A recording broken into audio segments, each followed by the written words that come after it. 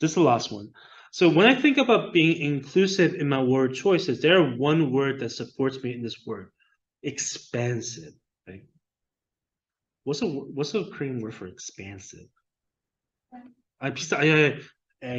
이가 아니고 A예요. 약간 확대하다. 네.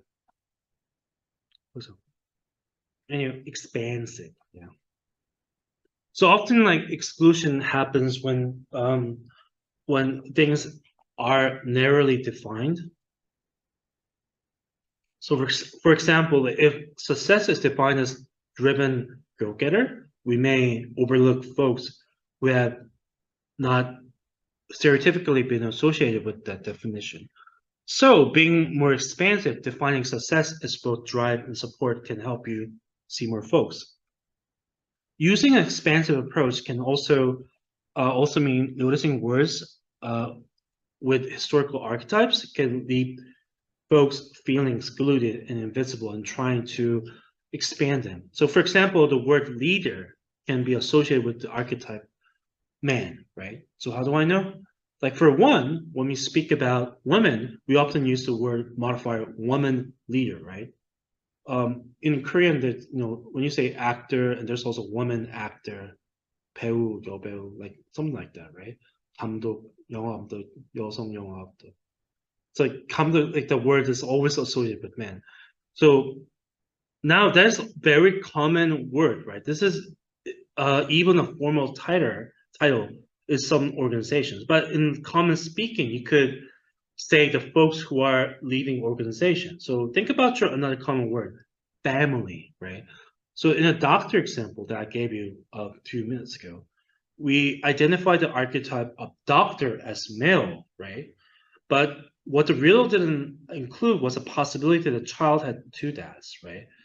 So while I don't have a simple solution for how to be more expansive with the word family, I have practiced with the phrases such as people we call our families, which is also where me includes a family where also my second family and so on.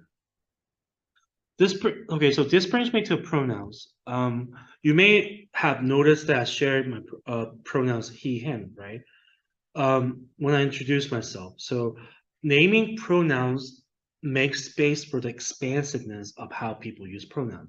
People may use he, him, or they, them, or ella, ella, but there are also gender neutral and gender inclusive pronouns. So some folks do not use pronouns and may solely use their name. So for me, there'll be like Laurie, or wherever, right? So remember, like, people do not follow a simple pattern. Some people may use multiple pronouns. Some use pronouns that do not match their gender identity.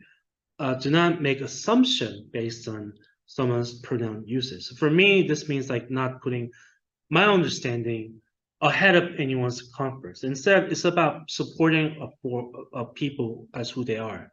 So remember, like, it may take time to get to know how to use pronouns in ways that are different from the ways that you may be socializing to use them. And you'll make mistakes. There's no doubt about that. But when you do, all you have to do is just apologize and move on, right? And if you dwell on the mistake, you may turn the attention to you, or even require that the person educate you or feel obligated to comfort you. That's more likely to, that's not what you want, but you need to still move on and support it and practice some more. Okay. I have other slides, but I'm just gonna end it here. So is it okay? Yeah. But this is like I just included the online resources on how to educate yourself on these type of topics. So yeah. Thank you for listening. That's all.